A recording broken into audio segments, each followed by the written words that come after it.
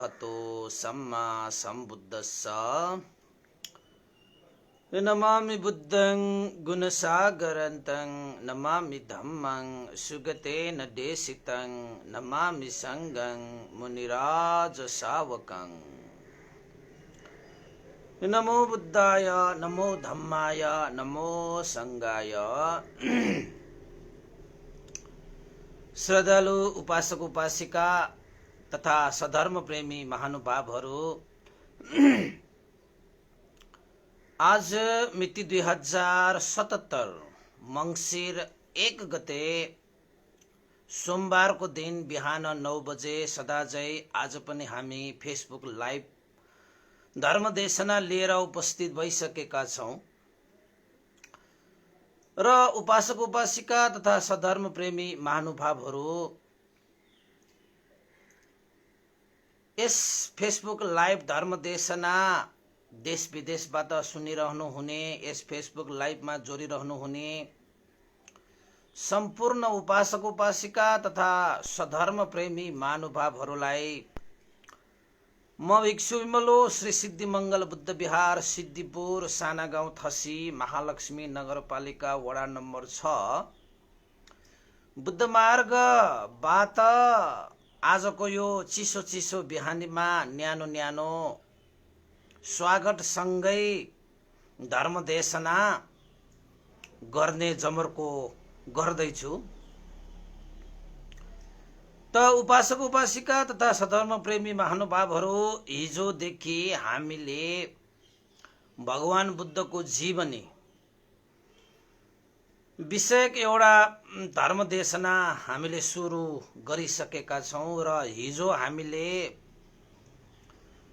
भगवान बुद्धको जन्म सम्मको देशनालाई हामीले सकायौँ कि भगवान बुद्ध वैशाख पूर्णिमाको दिन सुद्धोधन महाराज पिता र महामाया देवी माताको कोखबाट नेपालको लुम्बिनी बगैँचामा जन्मिनुभयो भन्ने विषयलाई हिजोसम्म हामीले सकायौँ र आज त्यहाँदेखिको अर्को भगवान बुद्धको जीवनीको घटनाहरूको क्रममा थप हामीले चाहिँ जानकारी गराउने छौँ।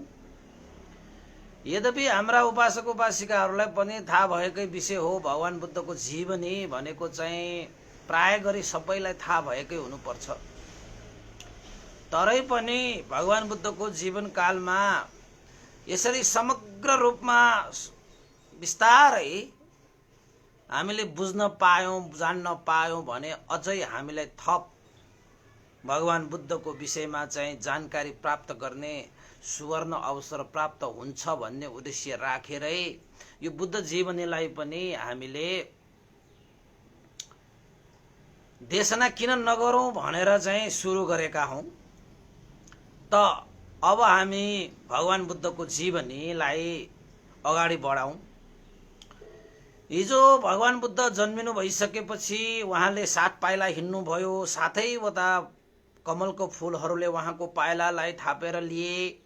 अग्गो हमस्मिङ लोकस्य जेठो हमस्मिङ लोकस्य सेठो हमस्मिङ लोकस्य भनेर उहाँले घोषणा गर्नुभयो र महाब्रह्माले उहाँलाई सुवर्णमय जालमा थापेर लिए, त्यसपछि देवताहरूले, त्यसपछि मनुष्यहरूलाई थापेर लिए भन्ने चाहिँ हिजो समग्र रूपमा चाहिँ बताइसकेको छु। र मायादेवी लुम्बिनीबाटै देवदहतिर जानु भएन र उहाँ कपिलवस्तुमै फर्किनु भयो र कपिलवस्तुमा फर्किसकेपछि धुमधामले एउटा उत्सव जस्तै भयो कि कपिलवस्तुमा भावी राजकुमारको जन्म भयो, भावी राजाको जन्म भयो, यानि कि राजकुमार जन्मिनु भयो। र सुद्धोधन महाराजको जीवनकालमा पनि यो धेरै समयपछि उहाँले पुत्र रत्न प्राप्त गर्नुभएको हो। त वास्तवमा उहाँ चाहिँ करिब वृद्ध अवस्था पुगिसकेको समयमा मात्रै उहाँले चाहिँ पुत्र रत्न प्राप्त गर्नुभएको हो र उहाँलाई धेरै नै खुसीको क्षण थियो। त उपासक उपासिका अब घटनालाई अगाडि बढौं। जुन दिन भगवान बुद्ध जन्मिनु भयो त्यस दिन चाहिँ त्यही एउटा कपिलवस्तु राज्यमा एउटा यत्र तत्र हिमालय भेगतिर यतातिर डाँडाको भेगतिर आदि इत्यादि त्यो समयमा एउटा ऋषि थियो। जुन ऋषिको नाम असित ऋषि पनि भनिन्छ भने काल देवल तपस्वी पनि भनिन्छ है। काल देवल तपस्वी र असित ऋषि भनेको एउटै हो। र यो काल देवल तपस्वी र असित ऋषि भनेको साधारण ऋषि थिएन। अष्ट समापति ध्यान भावना प्राप्त व्यक्ति, अष्ट समापति लाभी ऋषि तपस्वी भनेर चिनिन्छ। अष्ट समापति भनिसकेपछि तपाईहरुले चाहिँ अब ध्यान भावना गर्ने मान्छेहरुले त प्राय बुझ्छ होला। अष्ट समापति भनेको चाहिँ 4 प्रकारका रूप ध्यान र 4 प्रकारका अरूप ध्यान, यी रूप ध्यान 4 र अरूप ध्यान 4 गरी जम्मा 8 वटा समापतिहरू छन्, जसलाई अष्ट समापति भनेर भनिन्छ।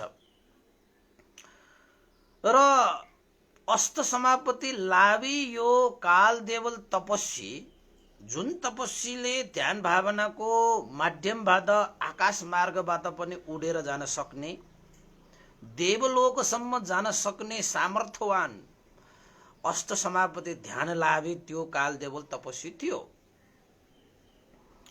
त काल देवल तपस्वी पनि यत्र त्यत्र निरन्तर रूपमा चारिका गर्दै कहिले हिमालय भेगमा, कहिले पर्वत भेगमा, त कहिले काहीँ त तपाईको चाहिँ देवलोकसम्म पनि विहार गर्ने उहाँको बानी जस्तै थियो। त भगवान बुद्ध जन्मिनु भएको त्यो दिनमा देवताहरू पनि यति खुसी भए त हामीले भनेका थियौं नि, भगवान बुद्ध जन्मिनु हुँदाखेरि ब्रह्माहरू देवताहरू लुम्बिनी बगैँचामा चाहिँ जमघट हुन आएको थियो। किन त भन्दाखेरि भगवान बुद्धलाई दर्शन गर्नको निमित्त, भगवान बुद्धलाई आदर गौरव गर्नको निमित्त, भगवान बुद्धलाई पुष्प वृक्ष गर्नको निमित्त, जलधारा चढाउनको निमित्त चाहिँ महाब्रह्मादेखि लिएर देवताहरू पनि लुम्बिनी बगैँचामा उपस्थित हुनुभएको थियो। र महामाया देवी त कपिलवस्तुमा फर्किनु भयो।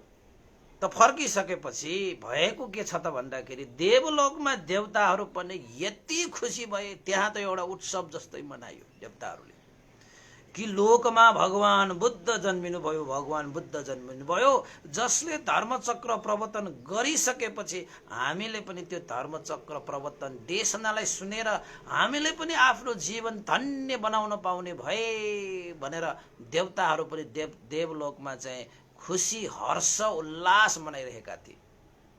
भनिन्थ्यो त्यति बेला आफ्नो जिउमा भएको लुगाहरू पनि आकाशमा उडाए रे देवताहरूले, नाच गान गरे रे। यति खुसी त्यति खुसी भन्ने नै छैन र देवताहरूको लागि। किन त भन्दाखेरि देवताहरूको लागि, ब्रह्माहरूको लागि पनि उपकार गर्न सक्ने, उद्धार गर्न सक्ने, कल्याण गर्न सक्ने, मंगल गर्न सक्ने अग्रश्रेष्ठ उत्तम पुरुषको यो लोकमा जन्म हुनुभयो भनेर चाहिँ देवताहरू त बाजा गाजा बजाएर लुगा सुगा माथि उचालेर फ्याकेर धुम चक्करले उत्सव जस्तै मनाइरहेको, हर्षित मनाइरहेको समयमा यही असित ऋषि हैन, जुन काल देवल तपस्वी यो चाहिँ कपिलवस्तुको राजा मात्र होइन कि त्यति बेला त्यो जम्बुद्वीप भरि मध्येमा सर्वश्रेष्ठ तपस्वी, सर्वश्रेष्ठ ऋषि थियो त्यति बेला। त त्यति बेला त्यो ऋषि दिवा भोजन सकिसकेपछि देवलोकमा यसो विहार गरिरहेको समयमा देवताहरू यसरी चाहिँ किन रमाइरहेका छन्, किन खुसी भइरहेका छन्, आज के हो र के भयो र भनेर चाहिँ एक किसिमले चाहिँ मनमा कौतूहलता जागेको कारणले जुन देवताहरू खुसी भएर हर्षित भएर चाहिँ नाच गानदेखि लिएर आफ्नो जिउको लुगा होइन माथि फ्याँकेर चाहिँ एक किसिमले खुसी व्यक्त गरिरहेका थिए, ती देवताहरूलाई यो काल देवल तपस्वी असित ऋषिले चाहिँ सोधे, होइन देवताहरू, ल हेर्नुहोस् है, मनुष्य हो यो काल देवल तपस्वी, तर मनुष्य भइकन पनि यो अष्ट समापति ध्यान लाभी भएको कारणले गर्दाखेरि आकाश मार्गबाट पनि जान सक्ने र देवलोकमा पनि जान सक्ने। त्यसैले यो देवलोक भनेको त आफ्नो पुण्यको बल, आफ्नो पुरुषार्थले हामीले प्राप्त गर्न सकिँदो रहेछ होइन। त्यसैले देवलोक मात्रै प्राप्त गरेर, स्वर्गलोक मात्रै प्राप्त गरेर, सुगति मात्रै प्राप्त गरेर सम्पूर्ण दुःखबाट मुक्त भए भन्ने हुँदैन। त्यो त आफ्नो पुण्य संस्कारको कारणले जति पुण्य लाभी हामी हुन्छौँ त्यति मात्रै हामीले चाहिँ देवलोकमा गएर सुख भोग गर्ने हो। त्यो सुख भोग गरिसकेपछि त फेरि के हुन्छ, त्यो पुण्य सक्यो भने त सुख पनि सक्यो, त्यसपछि त फेरि दुःखको खाडलमा त खस्नै पर्छ।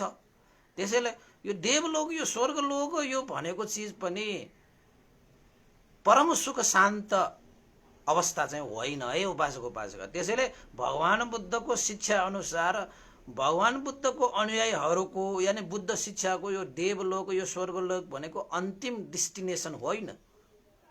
किन त भन्दाखेरि त्यहाँ पनि सदाको लागि सुख र शान्ति छैन। त सदाको लागि सुख र शान्ति प्राप्त गर्ने हो भने, सम्पूर्ण दुःखबाट मुक्त हुने हो भने, भवचक्रबाट मुक्त हुन हो भने निर्वाण धर्मलाई नै हामीले साक्षात्कार गर्नुपर्छ है उपासक उपासिकाहरू, उपासक उपासिकाहरू। यस्ता चाहिँ देवलोक या स्वर्गलोक भनेको त भगवान बुद्ध नहुँदाखेरि पनि हामीले प्राप्त गर्न सकिँदो रहेछ नि त होइन। त्यहाँ पनि दुःख छ, त्यहाँ पनि कष्ट, पीडा, शोक, चिन्ता। त्यसैले त देवताहरू खुसी भएको, हाम्रो दुःख, कष्ट, पीड, चिन्ता सम्मको पूर्ण रूपमा चाहिँ निर्मूल पार्न सक्ने यो लोकमा अग्र श्रेष्ठ उत्तम महापुरुषको जन्म भयो भनेर देवताहरू खुसी भएका हुन् नि। नत्र त किन खुसी हुन्थ्यो र होइन। देवताहरू त्यत्रो खुसी हुनु पर्दैन थिएन त कि धरतीमा एकजना यस्ता व्यक्ति जन्मियो जसले बोधि वृक्ष मुनि बुद्धत्व ज्ञान लाभ गरी मनुष्य, देवता र ब्रह्माहरूको उद्धार गर्ने, यानि कि यो संसार, यो त्रिलोक, यो ब्रह्माण्डलाई चाहिँ उपकार गर्ने व्यक्तिको जन्म भयो भनेर हर्षित भइरहेको थियो नि त। त्यति बेला कालदेवल तपस्वीहरूले देवताहरूलाई सोधे। देवताहरूले भने, हे कालदेवल तपस्वी, हे असित ऋषि, के तपाईँलाई थाहा छैन र? तपाईँ जस्तो विद्वान, तपाईँ जस्तो चाहिँ तपस्वी, तपाईँ जस्तो ऋषिलाई थाहा छैन र कि आज यो लोकमा कपिलवस्तु अधिपति सुदोधन महाराज र महामाया देवीको कोखबाट आज मनुष्य, देव, ब्रह्माहरूलाई उद्धार गर्न सक्ने, कल्याण गर्न सक्ने, मङ्गल गर्न सक्ने अग्र श्रेष्ठ उत्तम महापुरुषको आज जन्म भएको छ। त्यसैले अब उहाँले चाहिँ चाँडै नै बुद्धत्व ज्ञान लाभ गरी उहाँले धर्मचक्र प्रवर्तन गर्नेछन् र त्यो धर्मचक्र प्रवर्तन हामीले पनि सुनेर देशना, हामीले पनि प्राप्त गरेर हामीले पनि आफ्नो जीवनलाई धन्य बनाउन पाए भनेर चाहिँ हामी खुसी भइरहेको हो। कालदेवल तपस्वी, हे असित ऋषि, के तपाईँलाई थाहा छैन र? ओहो, हुन त कालदेवल तपस्वी पनि सानोतिनो ऋषि त पक्कै होइन। एक त उहाँले चाहिँ अष्ट समापति ध्यान लाभ गर्नुभएको थियो भने अर्को के त भन्दाखेरि उहाँ 40 कल्प होइन, त्यत्रो एउटा चाहिँ कल्पसम्म पनि अतीत र अनागत कल्पको हेर्न सक्ने, यानि कि अतीत र अनागत 40 कल्पसम्म पनि उहाँको चाहिँ दिव्य दृष्टिले चाहिँ भविष्यवाणी यानि कि दृष्टि राख्न सक्ने क्षमताको ऋषिमुनि हुनुहुन्थ्यो उहाँ चाहिँ। त उहाँले हेर्नु भएको छैन र पो उहाँले चाहिँ यो संसारमा भगवान बुद्ध जन्मिनु भयो भन्ने थाहा नभइकन उहाँ त चारिका गरिरहनुहुन्थ्यो, कहिले हिमालमा, कहिले पहाडमा, कहिले पर्वतमा, कहिले देवलोकमा, कहिले कता कता कता कता। त देवताहरूले त्यस्तो एउटा चाहिँ हर्ष व्यक्त गरेर देवता र ब्रह्माहरूलाई उपकार गर्नुहुने, कल्याण गर्नुहुने, मङ्गल गर्नुहुने भगवान बुद्धको जन्म भयो यो संसारमा भनेर जब त्यो काल देवल तपस्वीले चाहिँ कानले सुन्न पाए, तब उसको चाहिँ शरीरमा प्रीतिका तरङ्गहरू पैदा हुन थाले। ओहो, भगवान बुद्ध जन्मिनु भयो भनेर त्यहाँ देवलोकबाट एकैचोटि त्यहाँबाट आकाश मार्गबाट उडेर काल देवल तपस्वी सिधा एक क्षण पनि त्यो समयलाई खेर नफालिकन काल देवल तपस्वी कहाँ आए त भन्दाखेरि कपिलवस्तु नगर सुधोधन महाराजको राज दरबारमा आइपुगे। अब यो काल देवल तपस्वी त तपाईको चाहिँ सारा राजाहरूले, सारा व्यक्तिहरूले सबैले चाहिँ मान्ने गन्ने र कपिलवस्तुका कुलको एउटा गुरुको रूपमा स्थापित, सबैले सम्मान मान मर्यादा गर्नुपर्ने ऋषि पनि थियो। त एक्कासी काल देवल तपस्वी दरबारमा प्रवेश गरिसकेपछि सुधोधन महाराजले पनि आश्चर्य भयो, आज कहाँबाट पाल्नु भयो हाम्रो कुलको गुरु। त उहाँलाई राजाहरूले पनि त्यति बेला ऋषि मुनिहरूको लागि सम्मान गर्थ्यो, आदर गर्थ्यो। ऋषि मुनिहरूको चाहिँ आदर सत्कार गरेर उहाँहरूको चाहिँ आशिष थापेर पनि राजाहरूले चाहिँ आफ्नो जीवनलाई धन्य पारिरहेको हुन्थ्यो। अब त्यस्ता ऋषि, त्यस्ता तपस्वी दरबारमा आइसकेपछि राजाले पनि मान सम्मान सत्कार गर्नमा कुनै पनि कमी नगरिकन कालदेवल तपस्वीलाई उचित रूपमा मान सम्मान गरेर राज दरबारमा एउटा चाहिँ उचित स्थानमा राखे।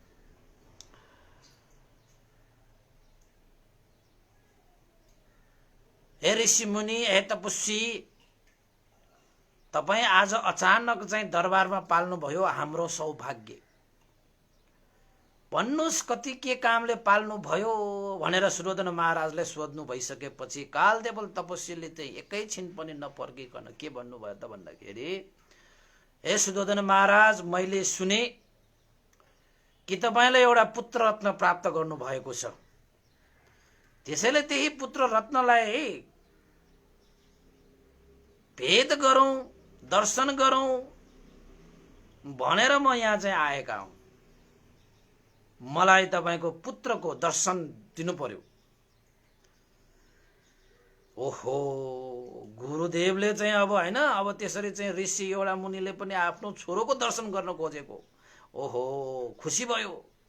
अब हुन त कालदेवल तपस्वीलाई चाहिँ त्यो राजाले बोलाएर एक न एक दिन त त्यो आफ्नो छोरालाई, त्यो तपस्वीलाई त अब ढोगाउनु थियो, आदर सत्कार गराउनु थियो। यिनीहरूको कुलको एउटा चाहिँ परम्परा, साथसाथै चाहिँ कुलको एउटा चाहिँ पूजनीय व्यक्तिलाई त अवश्य त्यसो गराउँथ्यो। त ऋषि र तपस्वी कालदेवल तपस्वी नै दरबारमा आउनु भएको देखेर हर्षित भएर सुधोधन महाराजले के भने त भन्दाखेरि, अवश्य कालदेवल तपस्वी, ऋषि मुनि, तपाईलाई चाहिँ म छोरा चाहिँ लिएर आउने छु, तपाईको चरणमा म ढोगाउने छु र छोरालाई म धन्य बनाउँछु भन्दै सुधोधन महाराजले आफ्नो छोरा लिन गए खोपीमा।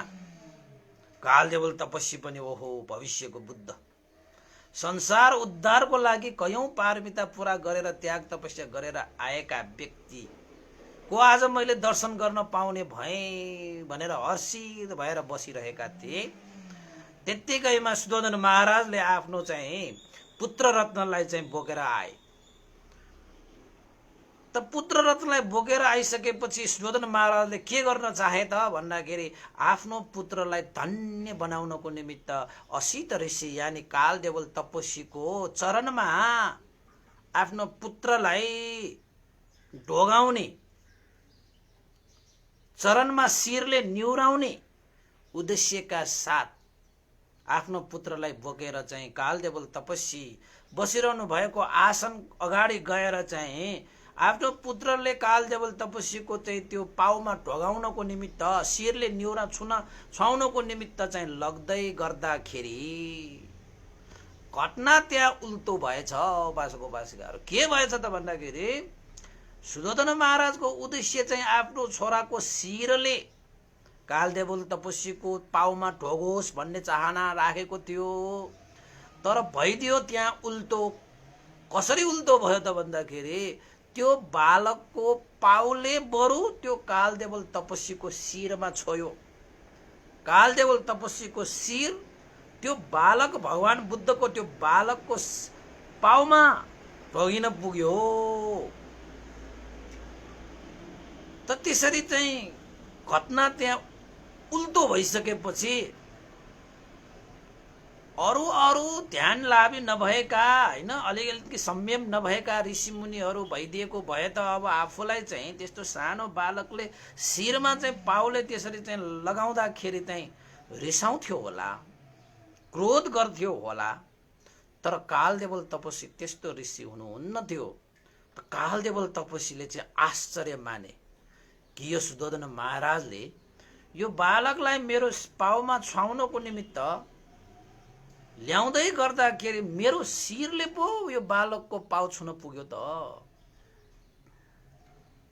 ओहो, यो त आश्चर्यको विषय भयो भनेर अब त्यो असित ऋषि कालदेवल तपस्वी पनि भविष्यवाणी बुझ्ने, जान्न सक्ने, सबै चिजहरूलाई हेर्न सक्ने ध्यान लाभी व्यक्ति भएको कारणले गर्दाखेरि कालदेवल तपस्वीले आफ्नो ध्यान दृष्टिले हेर्दाखेरि त त्यो बालकको, यदि त्यो बालकको शिरले कालदेवल तपस्वी आफ्नो पाउमा छोएको भए पक्कै पनि त्यो कालदेवल तपस्वीको शिर 60 टुक्रा भएर चाहिँ फुट्ने थियो, टुक्रा टुक्रा हुने थियो। तर भगवान बुद्धको शिरले त्यो कालदेवको तपस्वी छोएन त। छोएको भए 60 टुक्रा हुने कुरा कालदेवल तपस्वीले थाहा पाए। किन त भन्दाखेरि भविष्यमा यो त्रिलोकलाई उद्धार गर्नको निमित्त कयौं पारमिता, कुनै त्याग तपस्या गरेर आएका व्यक्ति, यो संसारको श्रेष्ठ अग्र उत्तम महापुरुष व्यक्तिलाई मैले आफ्नो यो पाउ मात्रै शिरमा राखिदिएको भए, छोएको भए मेरो टाउको त 60 टुक्रा भएर टुक्रा टुक्रा हुने थियो। ओहो, म त धन्य भए, यो बालकको यो पाउमा मेरो शिर राख्न पाउनु मेरो लागि अहो भाग्य भयो।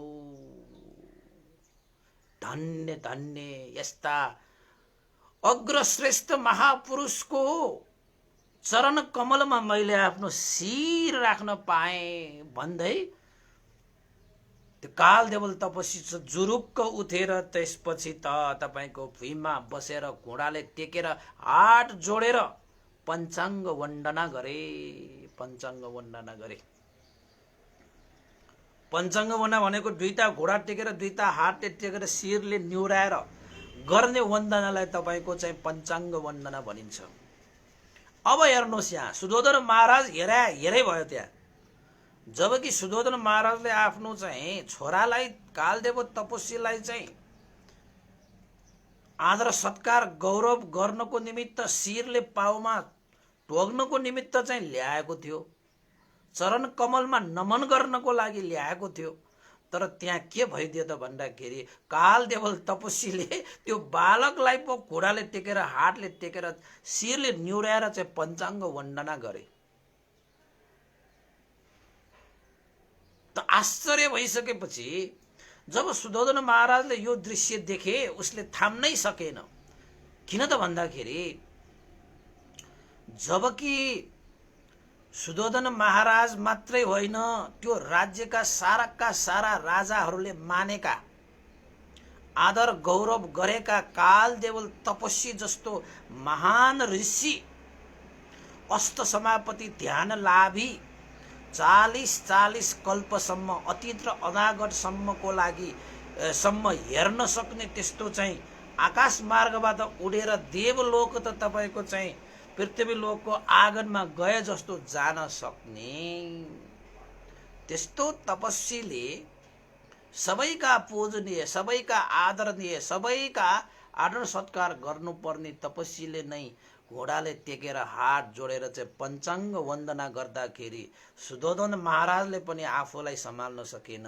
ओहो, मेरो छोरा साधारण मान्छे बक्कै होइन, जबकि यस्ता महान ऋषि मुनि तपस्वीले पनि घोडा टेकेर हात जोडेर त्यहाँ वन्दना गर्दछ भने मैले वन्दना गर्नुपर्ने व्यक्तिले त वन्दना गर्नुपर्छ भने मैले किन नगरौँ भनेर त्यति बेला चाहिँ सुधोधन महाराजले आफ्नो पुत्र रत्नलाई, जसरी त्यो ऋषि मुनिले चाहिँ पञ्चाङ्ग वन्दना गरेका थिए त्यसरी नै सुधोधन महाराजले पनि आफ्नो पुत्र रत्नलाई पञ्चाङ्ग वन्दना गरे। कति कोमल राजा हैन, राजा भइकन पनि एउटा सम्मान सत्कार गर्न योग्य व्यक्तिहरूलाई आफ्नो शिर निहुराउन हर हमेशा तयार। घमण्ड अभिमान एक थोपा थिएन। त्यसैले त आफ्नोले भर्खरै जन्माएको हो त्यो सन्तानलाई चाहिँ घोडाले टेकेर वन्दना गर्न सकेको। त्यो सानो तिनो त्यो कोमल पन्टा होइन, त्यो सानो तिनो आदर होइन। त्यो यसरी वन्दना गरिसकेपछि बुद्ध शासनमा सुधोधन महाराजले आफ्नो छोरालाई पहिलो बार पुत्र वन्दना गरिएको यो पहिलो बार नै हो। यसलाई प्रथम बार पुत्र वन्दना भनेर चाहिँ बौद्ध साहित्यमा पनि उल्लेखित छन्। सुधोधन महाराजले बाउले छोरालाई वन्दना गरेको, पिताले छोरालाई वन्दना गरेको यो पहिलो बार। यसरी चाहिँ धेरै बारसम्म चाहिँ सुधोधन महाराजले आफ्नो पुत्रलाई वन्दना गर्ने परम्परा होइन कि आदर गौरव राखेर वन्दना गरेको, अर्को बार पनि गर्नेछन्। यो चाहिँ पहिलो बार पुत्र वन्दना भनेर भनिन्छ। उपासक उपासिका यो पनि याद गर्नुहोस् है। अब कति मजाको दृश्य भयो होला त्यहाँ हैन। सारा मान्छेहरू अचम्मित छन्, आश्चर्यमा परेका छन् कि सुधोधन महाराज जस्तो कपिलवस्तुका अधिपतिले पनि आफ्नो पुत्रलाई वन्दना गरे। त त्यसपछि कालदेवल तपस्वीले वन्दना गरिसकेपछि आफ्नो चाहिँ ध्यान दृष्टिले हैन, आफ्नो ज्ञान दृष्टिले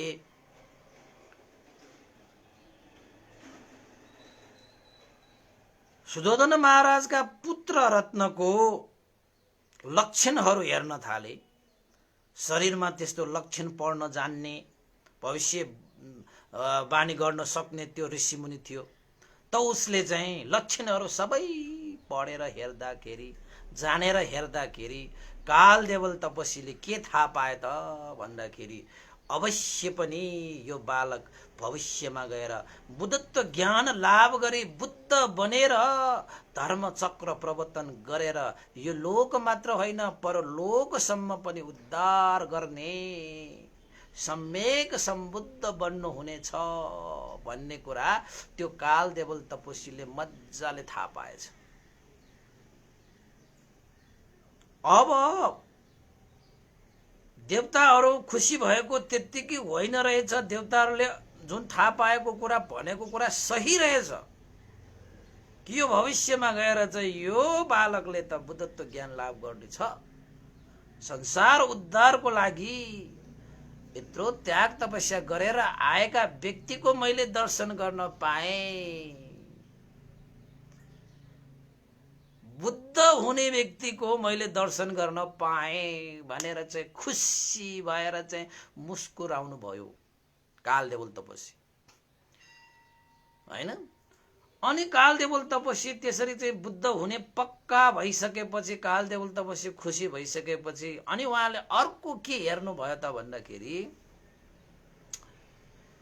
जुन बेला यस बालकले बुद्धत्व ज्ञान लाभ गरे बुद्ध बन्नु हुनेछ, त्यति बेला मैले बुद्धबाट उपदेश सुन्न पाइने छ कि छैन, बुद्धलाई मैले वन्दना गर्न पाउने छ कि छैन, बुद्धको मैले सत्सङ्गत गर्न पाउने छ कि छैन, मैले बुद्धको साक्षात दर्शन पाएर म धन्य हुन पाउने छ कि छैन भनेर यसो हेर्नु हुँदाखेरि त जुन बेला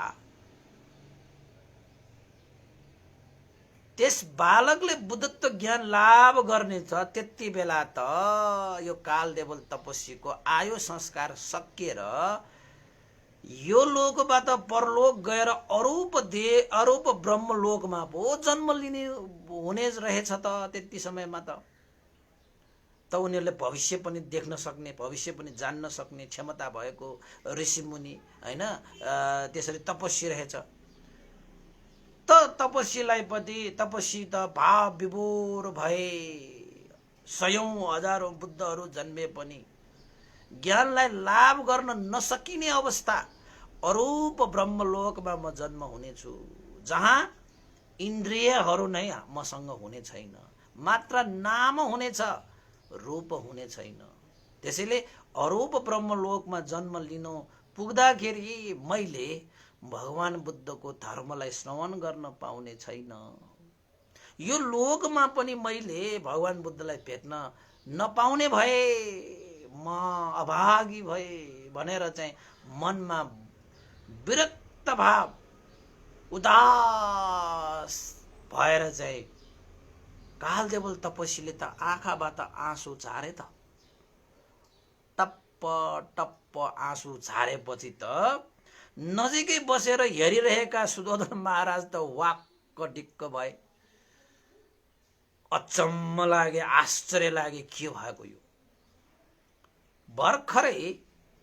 भर्खरै पञ्चाङ्ग वन्दना गरेर चाहिँ मेरो छोरा पुत्र रत्नलाई हेरेर कति मुस्कुराएका यो तपस्वी, यो ऋषि मुनि अहिले एकैछिनमा हर्षको रेखा सबै हराएर आँखाबाट आँसु तप्प तप्प पो खसाउँदो रहेछ।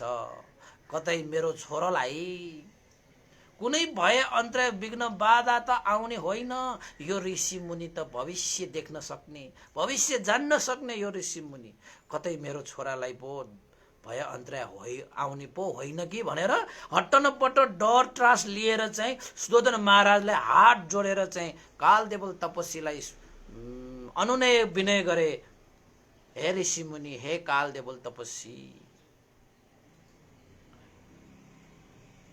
मेरो छोरालाई कुनै त्यस्तो भय अन्तराय विघ्न बाधा दुःख कष्ट त आइपर्ने होइन, तपाईँ त रुनु भयो, मलाई मनमा डर लागिरहेको छ, त्रास लागिरहेको छ, कतै मेरो छोरोको जीवनमा कुनै खतरा त छैन, हे कालदेवल तपस्वी मलाई भन्नुहोस् भन्दाखेरि कालदेवल तपस्वीले सुदोधन महाराजलाई आश्वासन दिँदै भन्नुभयो, महाराज तपाईको पुत्र रत्नलाई के भय आउन सक्छ, के अन्तराय आउन सक्छ, के खतरा आउन सक्छ र? तपाईको छोरो त यो त्रिलोकको शास्ता हुनुहुनेछ, तपाईको छोरोलाई के भय आउँछ र, कहाँबाट आउँछ र? जस्तो सुकै मार, जस्तो सुकै भय, जस्तो सुकै त्रास, जस्तो सुकै दुःखलाई पनि विजय प्राप्त गर्ने यो बालक हुनेछ भने के को भय, के को त्रास, के को डर? त्यसो भए हे कालदेवल तपस्वी, तपाईँ खुसी हुनुभएको विषय त मैले थाहा पाएँ, त तपाईँ रुनु पनि भएछ, आँसु झार्नु भएको छ, त तपाईँ एकैछिनमा हाँस्नु भयो, खुसी हुनुभयो, अर्कै क्षणमा तपाईँ रुनु भयो, आँसु आँखाबाट झार्नु भयो, त्यसको कारण के होला बताइदिनुहुन्छ कृपा गरेर? त कालदेवल तपस्वीले लामो श्वास फेरेर भने, महाराज आज म यति खुसी छु, वास्तवमा भन्ने हो भने यो त्रिलोक नै खुसी हुनुपर्ने क्षण हो। यो किन त भन्दाखेरि तपाईँको जुन यो पुत्र रत्न छ, यो बालक छ, यो साधारण बालक हुँदैन। यो अग्रश्रेष्ठ उत्तम महापुरुष जसले कयौं पारमिता, कयौं त्याग तपस्याहरू पूरा गरेर बुद्धत्व ज्ञान लाभ गरी मनुष्य मात्रको होइन, देवता र ब्रह्माहरूको, सत्व प्राणीहरूको उद्धारको लागि यस बालकले बुद्धत्व ज्ञान लाभ गरी धर्म चक्र प्रवर्तन गरेर बहुजन हित, बहुजन सुखको निमित्त जिएर त्रिलोकको उद्धार गर्नेछ। यस बालक भविष्यमा गएर चाहिँ यही जन्ममा बुद्धत्व ज्ञान लाभ गरी बुद्ध बन्नु हुनेछ। यो मानेमा म अति नै हर्षित छु कि यो संसारमा कसैले गर्न नसकेको उपकार गर्न सक्ने, कसैले देशना गर्न नसकेको देशनालाई चाहिँ धर्म चक्र प्रवर्तन गर्ने व्यक्तिको रूपमा चाहिँ तपाईको पुत्र रत्न हुनुहुनेछ। तपाईको पुत्र रत्नले बुद्धत्व ज्ञान लाभ गर्नुहुनेछ। त्यो मानेमा म यति हर्षित छु, यति हर्षित छु। यस्तो हर्ष कि मैले यो जिन्दगीमा कहिले प्राप्त गरेको छैन र गर्ने पनि छुइनँ। त अर्को मानेमा मलाई यति पीडा भयो, यति दुःख भयो कि मैले सम्हाल्नै सकेन, कि आँखाबाट आँसु झार्न बाध्य भए। कारण के हो त भन्दाखेरि, महाराज जुन बेला यस बालकले बुद्धत्व प्राप्त गर्नेछ, बुद्ध बन्नु हुनेछ, त्यतिन्जेलसम्म मैले यो संसारबाट आयु संस्कार त्याग गरेर म अरूप लोक ब्रह्मलोकमा म पुगिसक्ने छु। त्यसैले यो लोकमा पनि मैले भगवान बुद्धको उपदेश सुन्न पाउने छैन भने अरूप लोकमा जन्म लिएको कारणले गर्दाखेरि त्यहाँ पनि मैले भगवान बुद्धको उपदेश सुन्न पाउने भएन। त्यसैले मेरो लागि यो साह्रै ठुलो हानि कि लोकमा बुद्ध उत्पन्न भएको समयमा म जन्म हुँदा पनि मैले भगवान बुद्धको उपदेशलाई सुन्न पाउने छैन। कस्तो विडम्बना, कस्तो पीडा, कस्तो दुःख। मेरो लागि यो जिन्दगीको सबभन्दा ठुलो हानि भयो, ठुलो नोक्सान भयो। त्यसैले मैले सहनै सकेन। त्यसैले मेरो आँखाबाट आँसु झर्यो भनेर सुयोधन महाराजलाई हाँस्नु र रुनुको कारण बताइसकेपछि कालदेवल तपस्वी त्यहाँबाट दरबारबाट निस्केर कालदेवल तपस्वी कहाँ गए त भन्दाखेरि, मैले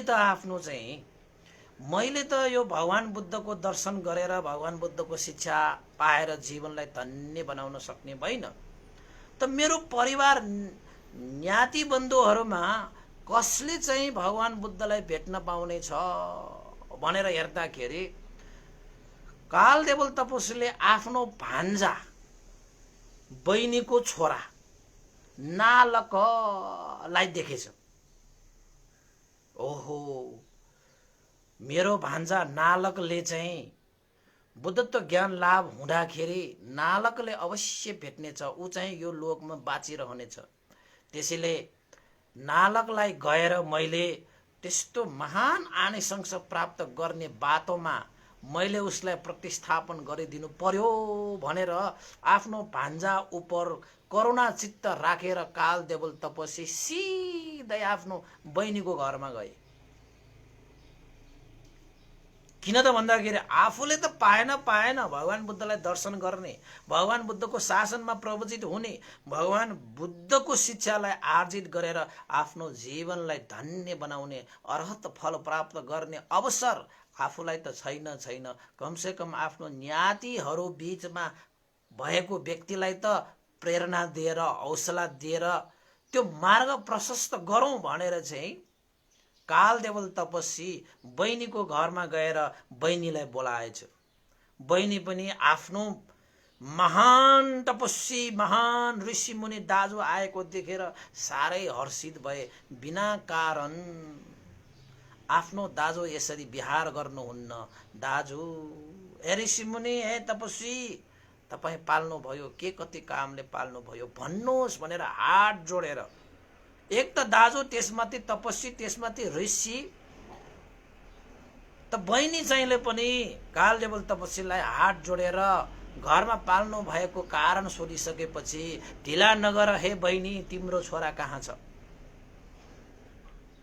डाकी हाल, मेरो सामुन्ने तिम्रो छोरालाई डाकी हाल। अबेर नगर, मैले सुसमाचार ल्याएको छु। के समाचार? सुसमाचार। ओहो, दाजु ऋषि तपस्वीले मेरो लागि सुसमाचार ल्याउनु भयो। हे छोरा नालक, छोराको नाम के? नालक। त बहिनी चाहिँले नालकलाई बोलाएर आफ्नो मामाको अगाडि राखे। त्यो मामा सानोतिनो मामा होइन, सबै कुरा थाहा पाउने, भविष्य बुझ्ने, भविष्य जान्ने, आकाश मार्गबाट उड्ने, देवलोकसम्म जाने, सबै जम्बुदी भरिका राजाहरूले पनि मान सम्मान गर्नुपर्ने ऋषि मुनि तपस्वी। त नालक भान्जा पनि आफ्नो मामाको अगाडि आएर हात जोडेर भन्नुभयो, हे ऋषि मुनि, हे तपस्वी, हे मामा, भन्नुहोस् मेरो लागि के कस्तो सुसमाचार छ? त कालदेवल तपस्वीले के भने त भन्दाखेरि, ए भान्जा नालक, तिम्रो लागि साह्रै नै श्रेष्ठ सुसमाचार छ। मामा भन्नुहोला, हे तपस्वी, हे ऋषि मुनि भन्नुहोला। आजको दिनबाट 35 वर्षपछि सुदोधन महाराजको कुलमा जन्मेका बालकले 35 वर्षपछि सर्वज्ञ बुद्धत्व ज्ञान लाभ गर्नेछ। बुद्ध बनेर यो संसारलाई उद्धार गर्नेछ। मनुष्य, देवता र ब्रह्माहरूलाई चाहिँ उपकार गर्नेछ, उद्धार गर्नेछ। सत्व प्राणीहरूको हित सुखको निमित्त, सम्पूर्ण दुःखबाट मुक्त गर्नको निमित्त, निर्वाण सम्पत्ति लाभको निमित्त बुद्धले धर्म देशना गर्नेछ। ए भान्जा, त्यतिन्जेल म यो संसारमा हुने छैन। मैले आयु संस्कार छोडेर म त अरूप लोकमा जानेछु। त्यतिन्जेल हे भान्जा नालक, तिमी अवश्य जीवित हुनेछौ र तिमीले भगवान बुद्धलाई दर्शन गर्न पाउनेछौ। भगवान बुद्धको शासनमा तिमीले चाहिँ प्रवचित भएर भगवान बुद्धको उपदेश सुनेर तिमीले अभ्यास उद्योग गर्यो भने अवश्य पनि सम्पूर्ण दुःखबाट मुक्त भएर अर्हत फल प्राप्त गरेर निर्वाण धर्म प्राप्त गर्नेछौ। त्यसैले यस्तो सुअवसर तिमीले नगुमाऊ। आजै अहिले नै त्यस्ता यो लोकमा जन्मनु हुनु भएका अग्रश्रेष्ठ उत्तम महापुरुषको नाममा तिमीले आजै प्रवचित ग्रहण गर, ढिला नगर। यस्तो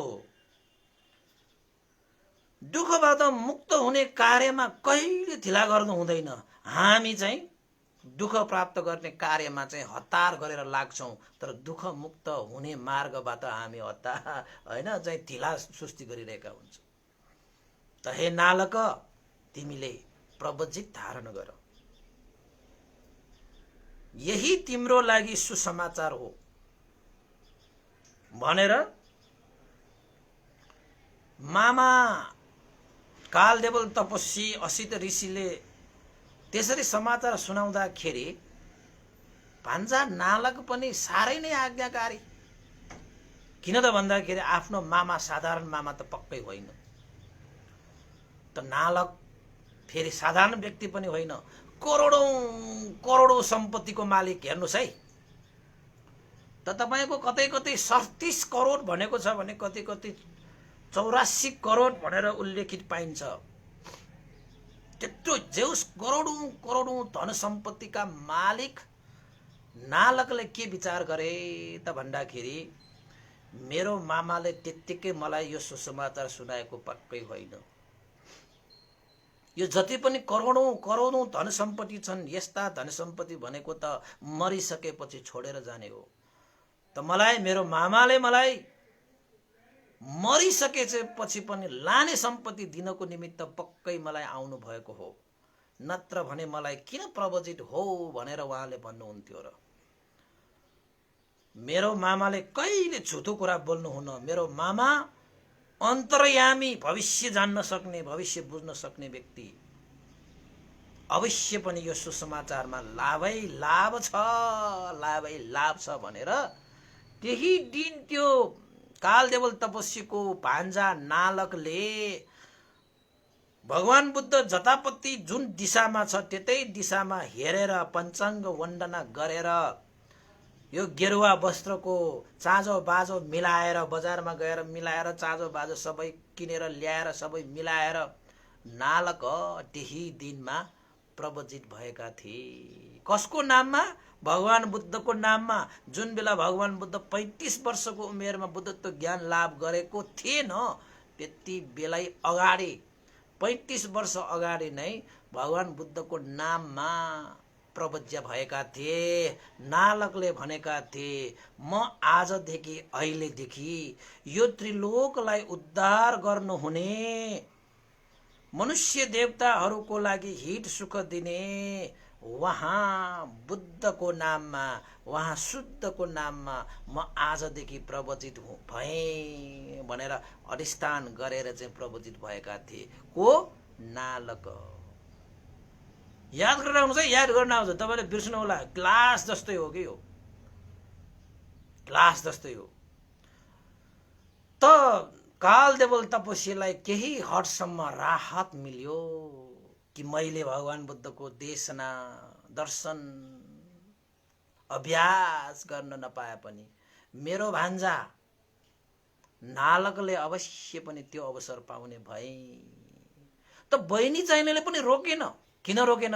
मेरो दाजु श्रेष्ठ छ, मेरो दाजुले कहिले झुटो कुरा बोल्दैन, मेरो दाजु अन्तर्यामी छ, मेरो दाजुले हाम्रै लागि उपकारको लागि यो सुसमाचार ल्याउनु भएको भनेर चाहिँ बहिनी चाहिँले पनि रोकेन, त्यसमा समर्थनै गरे। कुनै कुनै व्यक्तिहरू यति प्रभावशाली हुन्छन् कि उनीहरूको बोलीलाई नकार्न सक्ने क्षमता कसैको हुँदैन। त्यस्तो क्षमता थियो कालदेवल तपस्वीको पनि। र त्यस्ता क्षमतावान व्यक्तिले भगवान बुद्धको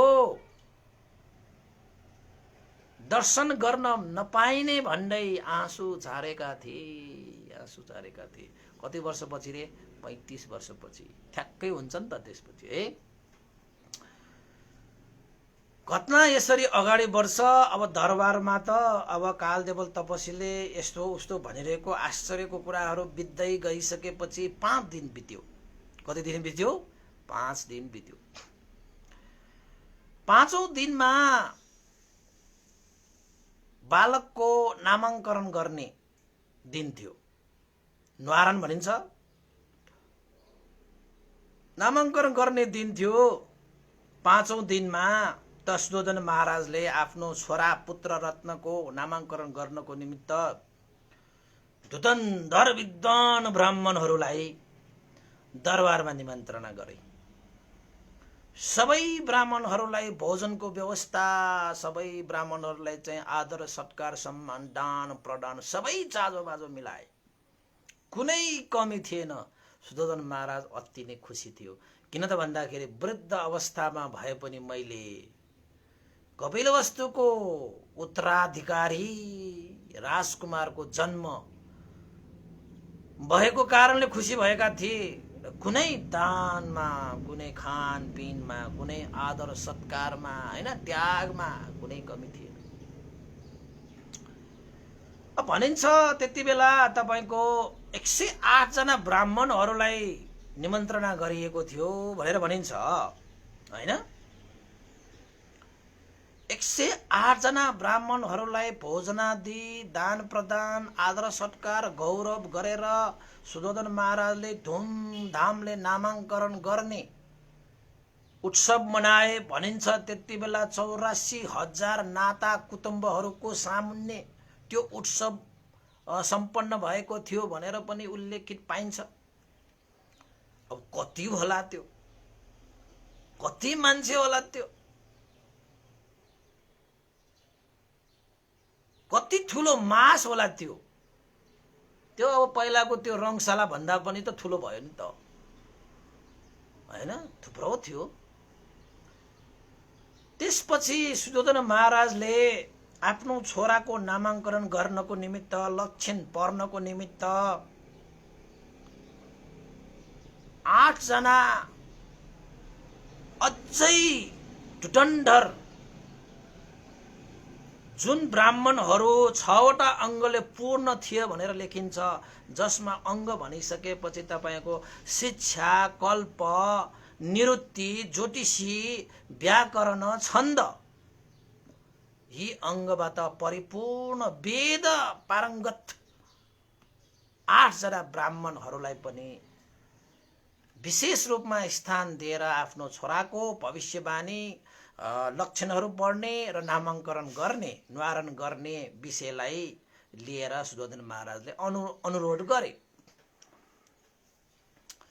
त्यसपछि 8 जना ब्राह्मणहरूले बालकको लक्षणहरू पढे, लक्षणहरू हेरे र यो बालकलाई लक्षणहरू भविष्यवाणी भविष्य हेरेर उसको नामाङ्करण के गर्नुपर्छ भन्ने विषयमा ती 8 जना ब्राह्मणहरू को त भन्दाखेरि राम, ध्वज, लक्ष्मण, मन्त्री, कौण्डन्य, भोज, सुयाम र सुदत्त। त्यो 8 जना ब्राह्मणहरू मध्येमा सबभन्दा कान्छो ब्राह्मण चाहिँ कौण्डन्य ब्राह्मण थियो। यी 8 जना ब्राह्मणहरू राम थियो, ध्वज थियो, लक्ष्मण थियो, मन्त्री थियो, भोज थियो, सुयाम थियो, सुदत्त थियो र कौण्डन्य ब्राह्मण थियो। त्यति बेलाका ब्राह्मण जातीय रूपमा मात्र ब्राह्मण हुने भने धेरै अङ्गबाट पारङ्गत हुनुपर्छ, वेदबाट पारङ्गत हुनुपर्छ, शिक्षाबाट, कल्प, निरुक्ति, ज्योतिषी, व्याकरण, छन्दबाट चाहिँ परिपूर्ण हुनुपर्थ्यो त्यति बेलाका ब्राह्मणहरू। तिनीहरू त राजपुरोहित ब्राह्मणहरू। त ती ब्राह्मणहरू 8 जना मध्येमा 7 जना ब्राह्मणहरूले त्यो बालकको लक्षण त्यो शरीरमा हेरेर उसको लक्षण पढेर उनीहरूको ज्ञानले भ्याएसम्म हेर्दाखेरि 7 जना ब्राह्मणहरूले 2टा औँला ठहराएर के भने त भन्दाखेरि, महाराज यो बालक साधारण बालक होइन। यदि यो बालक घर गृहस्थीमै बसे, राजसत्तामा नै बसे भने यो राजकुमारले सारा जम्बूद्वीपमाथि एक छत्र राज गरेर चाहिँ 2000 द्वीपले घेरिएको 4 महाद्वीपमाथि अधिपत्य जनाउनेछ। यो चक्रवर्ती सम्राट बन्नेछ महाराज, साधारण व्यक्ति होइन यो। र अर्को सन्यासी भएर गयो भने, त्यागी भएर गयो भने यो बालकले कसैले प्राप्त गर्न नसकेको सम्पूर्ण दुःखबाट मुक्त गर्ने, त्रिलोक उद्धार गर्न सक्ने बुद्धत्व ज्ञान लाभ गर्नेछ। यानी भविष्यमा यो त्यागी भएर गयो भने बुद्ध बन्नेछ, घर गृहस्थीमा बस्यो भने चक्रवर्ती सम्राट बन्नेछ भनेर 7 जना ब्राह्मणहरूले 2टा औँला ठहराएर कि यो भन्छ कि त्यो भन्छ, कि यो कि त्यो भनेर भविष्यवाणी गरे। कि यो कि त्यो भनेको के, कि त चक्रवर्ती सम्राट बन्छ यो, कि त बुद्ध बन्छ यो। त कान्छो त्यो 8 जना ब्राह्मणहरू मध्येमा कान्छो ब्राह्मणले एउटै औँला ठहराएर भविष्यवाणी गरे, महाराज मेरो ज्ञान बुद्धि मेरो सबै अङ्ग पूर्ण गरेर मैले हेर्दाखेरि पक्कै पनि यो बालक घर गृहस्थीमा बस्दैन। एक न एक दिन यो बालकले घर त्यागेर नै छाड्छ, राज्य त्यागेर नै छाड्छ, यो सन्यासी नै हुन्छ, यो त्यागी नै हुन्छ। र यो बालकले बुद्धत्व ज्ञान लाभ गरी अवश्यमेव बुद्ध नै बन्ने छ, यो बालक बुद्ध नै बन्ने छ भनेर चाहिँ त्यो 8 जना ब्राह्मणहरू मध्येमा कान्छो हो ब्राह्मण कौण्डन्य ब्राह्मणले एउटै औँला ठहराएर बुद्ध नै बन्ने भविष्यवाणी गरे।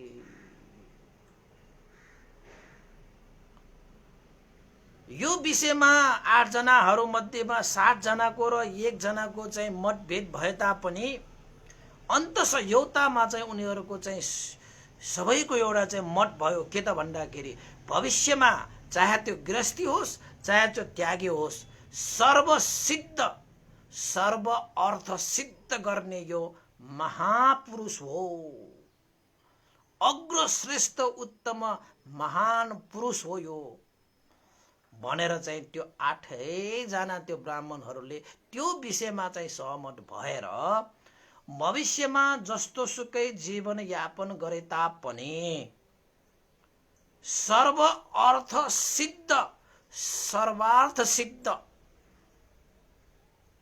गर्न सक्ने व्यक्ति भएको कारणले त्यो बालकको नाम चाहिँ के रहन गयो त भन्दाखेरि सर्वार्थ सिद्ध भनेर नाम राखिएको हो। सर्व अर्थ सिद्ध गर्न सक्ने भएको कारणले त्यो बालकको नाम के हुन गयो त सिद्धार्थ भनेर राखियो, सिद्धार्थ भनेर राखियो।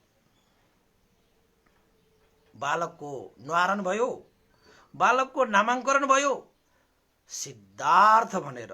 तपाईँ थाहा पाउनु भयो सिद्धार्थको अर्थ के? सबै अर्थ तपाईँ घर गृहस्थीमा बसे पनि घर गृहस्थीमा प्राप्त गर्नुपर्ने सारा सर्व अर्थ सिद्ध गर्न सक्ने भयो भने त्यागी भएर सर्व अर्थ सिद्ध गर्नुपर्ने बुद्धत्व ज्ञानसम्म पनि प्राप्त गर्छ। अब घर गृहस्थीमा बस्यो भने त तपाईँको चक्रवर्ती सम्राट बन्ने भयो।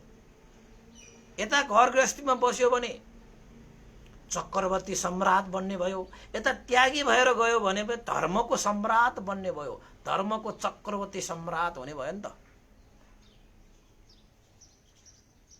त। जसरी पनि सर्व अर्थ सिद्ध गर्ने भएको कारणले गर्दाखेरि सिद्धार्थ भनेर चाहिँ नामाङ्करण पनि गरियो। ल हेर्नुहोस् के नाम भयो? सिद्धार्थ भन्ने नाम राखियो। त राजा पनि साह्रै चलाक थियो। त राजाले के सोधे त भन्दाखेरि मलाई त मेरो छोरा चक्रवर्ती सम्राट भए पुग्छ, बुद्धै बन्नुपर्छ भन्ने मलाई जरुरत छैन। मेरो छोरो 2000 द्वीपले घेरिएका 4 महाद्वीपको अधिपति चक्रवर्ती सम्राट भए पुग्छ मलाई।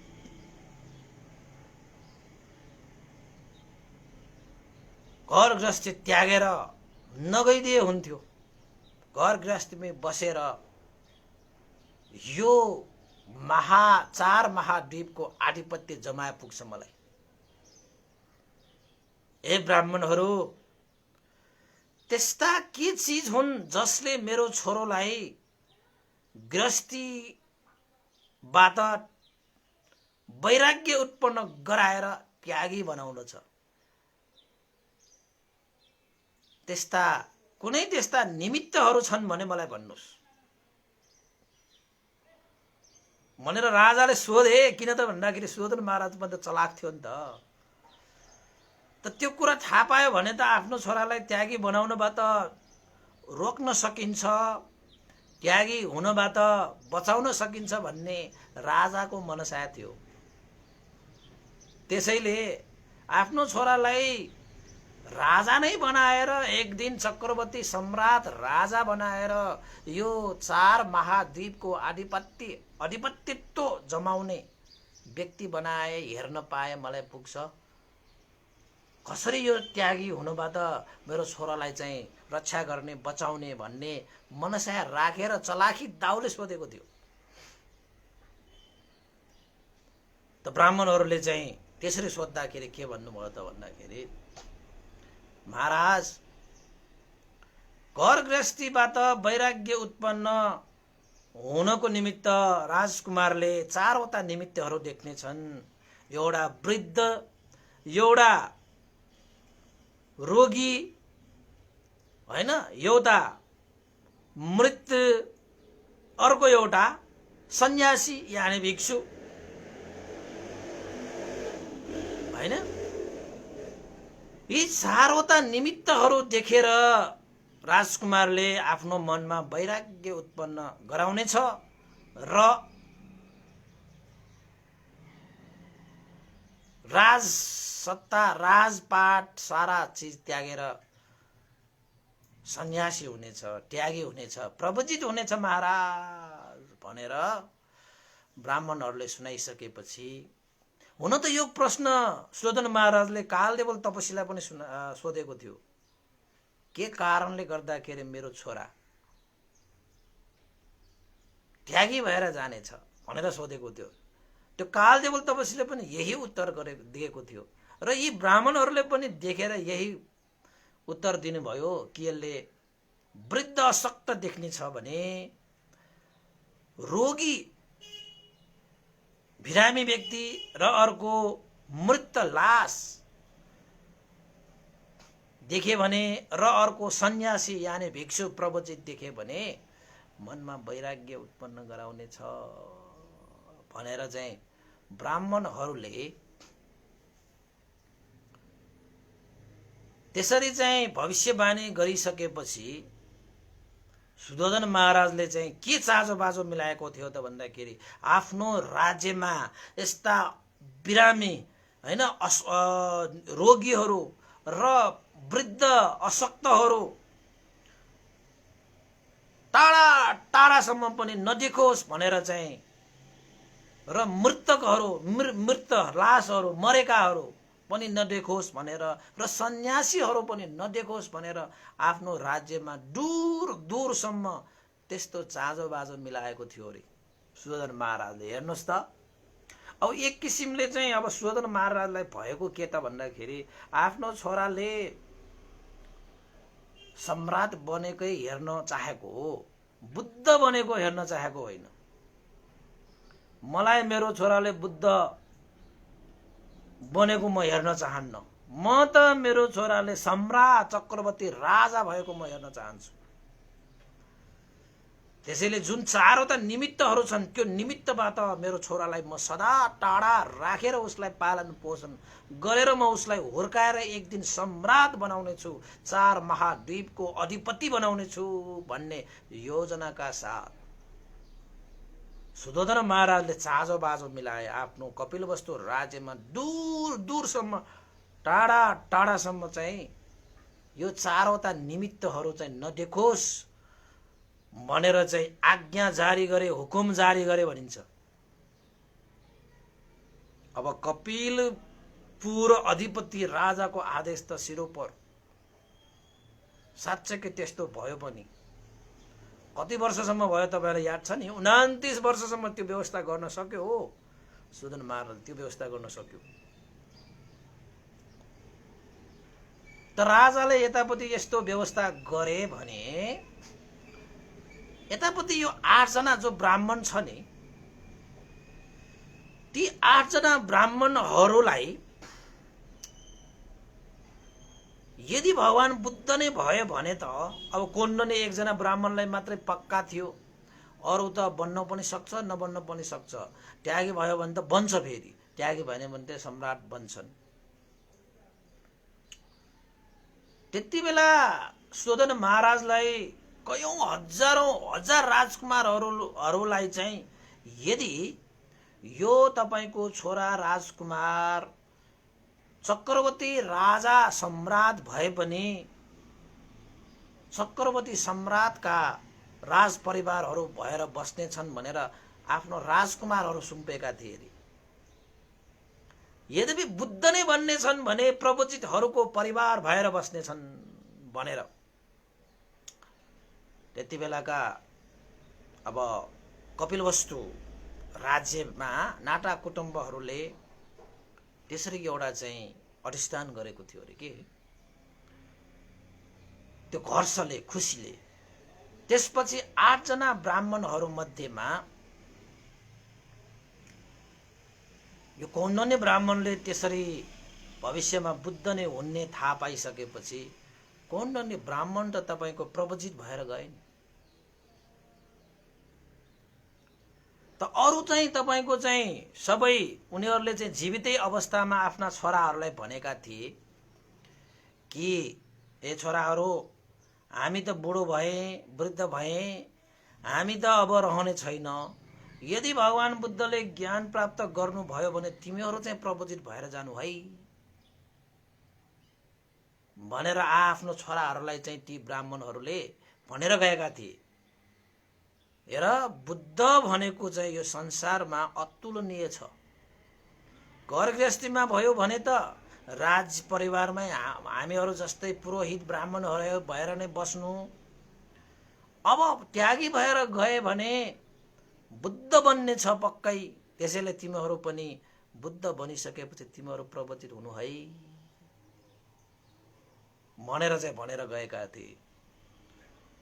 त समय अन्तरालमा ती 7 जना ब्राह्मणहरू त बितेर गए, तर कौण्डिन्य ब्राह्मणले त्यो हो सबभन्दा कान्छो कौण्डिन्य ब्राह्मणले त भगवान बुद्ध भविष्यमा बुद्ध बन्ने थाहा पाइसकेपछि नै प्रवजित भएर गएर हिमालय पर्वतमा गएर चाहिँ ध्यान साधनामा लागेका। त जब हिमालय पर्वतमा गएर ध्यान साधना लागिसकेपछि जब 29 वर्षको उमेरमा सिद्धार्थ कुमारले महाविनिष्क्रमण गरे भन्ने कुरा थाहा पाइसकेपछि त्यो कौण्डिन्य ब्राह्मणले आफ्ना अरू साथी ब्राह्मणहरूको छोराहरूलाई उनीहरूको पिताले जुन एउटा चाहिँ आज्ञा दिएर गएको थियो कि भगवान बुद्धले ज्ञान प्राप्त गरी लिनेछ, तिमीहरू पनि प्रवजित हुनु है भनेर चाहिँ एउटा आज्ञा दिएर गएको थियो। त्यसैले कौण्डिन्य ब्राह्मणले ती चाहिँ साथी ब्राह्मणहरूको छोरोहरूको सामुन्ने आएर भने सिद्धार्थ कुमार महाविनिष्क्रमण गरेर प्रवचित हुनु भइसकेको छ, उहाँले पक्कै पनि बुद्धत्व ज्ञान लाभ गरेर यो संसारको उद्धार गर्नेछ, जसमा हामी पनि पर्छौं।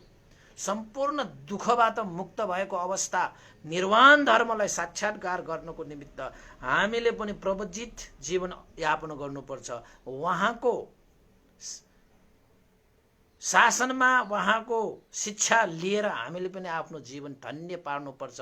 तिमीहरू पनि प्रवजित बन भनेर साथीहरूको छोराहरूलाई चाहिँ अनुनय विनय गर्न आएको थियो हिमालय पर्वतबाट फेरि झरेर। तर 60 जनाको छोरा 60 जनाहरू मध्येमा सबैको एउटै मत भएन, यानि कि 3 जनाको चाहिँ बेग्लै मत भयो। अब समय अन्तराल पछि मत चाहिँ फेरिन्छ कि, तर 4 जना ती ब्राह्मणहरूले चाहिँ आफ्ना पिताहरूले जुन चाहिँ आज्ञा गर्नु भएको छ त्यो आज्ञालाई स्वीकार गरेर 4 जना ब्राह्मण चाहिँ कौण्डिन्य ब्राह्मणलाई नै आफ्नो ज्येष्ठ मानेर कौण्डिन्य ब्राह्मणसँग 4 जना अरू ब्राह्मणहरूले प्रवजित धारणा गरे, तर 3 जनाले मानेन। उनीहरूको मत त्यति बेला समय अन्तरालसँग परिवर्तन भइसकेको रहेछ, उनीहरूले चाहिँ प्रवजित धारण गर्न मानेन।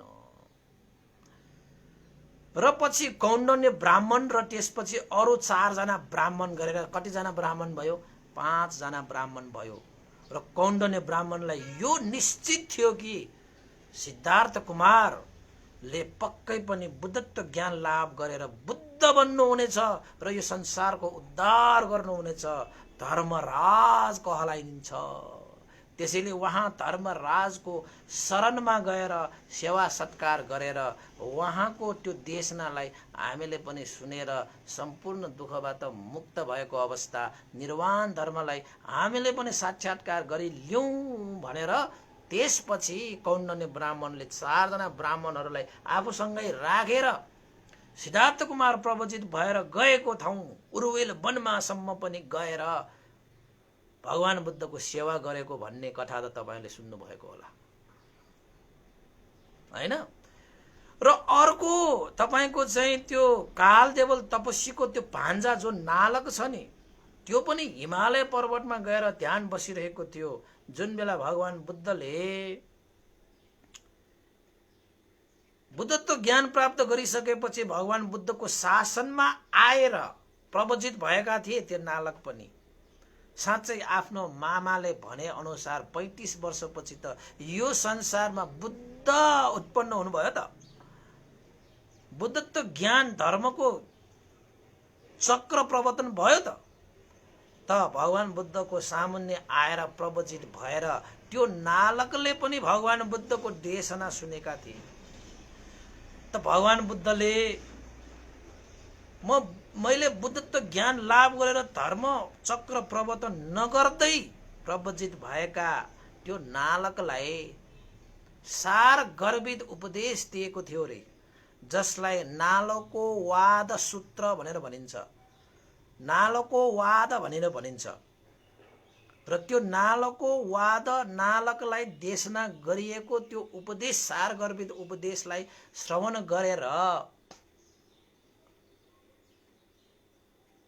त्यो नालकले पनि पुनः हिमालय पर्वतमा गएर भगवान बुद्ध देशना गरे अनुसारको अभ्यास आचरण गरेर अर्हत फल पनि प्राप्त गरेर गए। त्यो नालकले पनि हेर्नुहोस् त 35 वर्षसम्म कुरेर भए पनि त्यो नालकले अर्हन्त फल प्राप्त गरेर छाडे। त भनिन्छ पर्वत हिमालय पर्वतमा गएर उठी बसेर अनुपादिशेष निर्वाण प्राप्त गरेका थिए रे नालकले। ल हेर्नुहोस् त त्यो कालदेवल तपस्वीले जुन भविष्यवाणी गरेका थिए नि, त्यो भविष्यवाणी त पूरा भयो त। नालकले आफ्नो चाहिँ मामा प्रति त्यत्रो विश्वास गरेर 35 वर्षसम्म प्रवजित भएर भगवान बुद्धको प्रतीक्षामा बसेका थिए। र 35 वर्षसम्म कुर्नु परे पनि कुर्न योग्य चिज हो त्यो भगवान बुद्धको शिक्षा भनेको त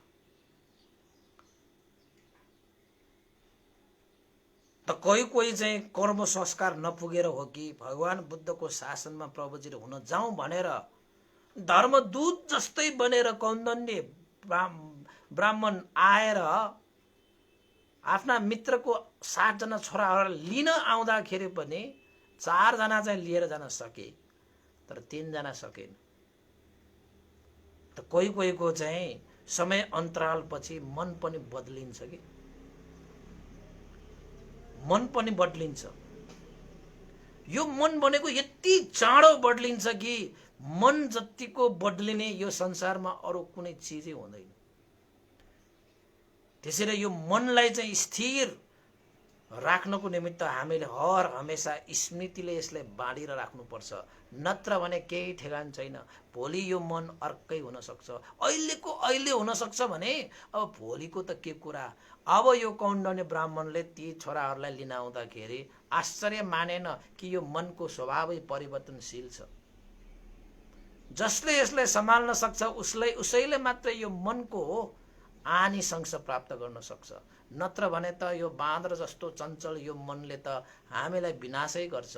अब भएन त त्यो अरू 60 जना ब्राह्मणहरूको छोराहरूको साथीको छोराहरू 3 जनाको त हानि भएन त। कौन्दनले ठुलै हानि भयो, तिमीहरूको ठुलै हानि भयो, ठुलै नोक्सान भयो तिमीहरूको भन्दै मनमनै गुन्दै 4 जना त भएको छ। उनीहरूलाई भने लिएर जाउँ भनेर आखिरमा पञ्चभद्र वर्गीय भिक्षुहरूको नामबाट प्रख्यात हुने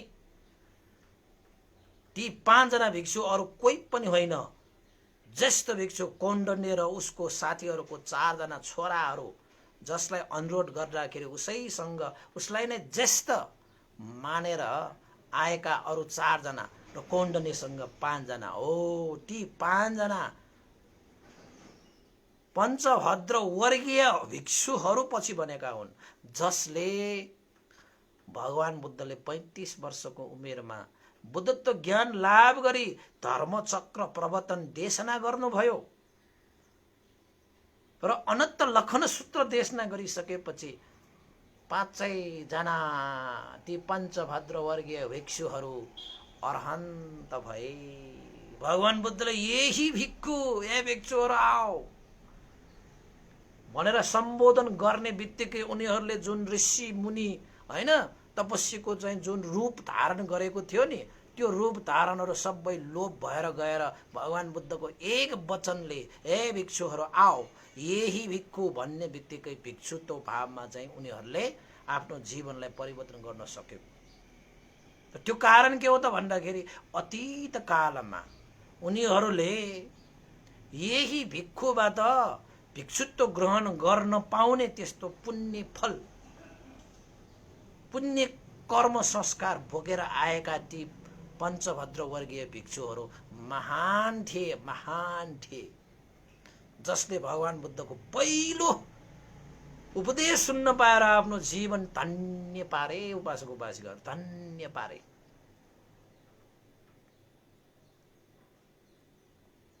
अब त छर्लङ्ग भयो नि त्यो नालक र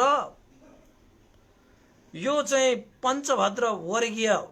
अब उनीहरू ऋषि थियो, उनीहरू पनि भिक्षु बने, उनीहरू पनि तरे। कहाँबाट आए ती ब्राह्मणहरू? वास्तवमा भगवान बुद्धको पहिलो शिष्यहरू भनेको ब्राह्मणहरू थियो, उपासक उपासिकाहरू। त भगवान बुद्धको शिक्षा ब्राह्मणहरूले अपनाएका थिए।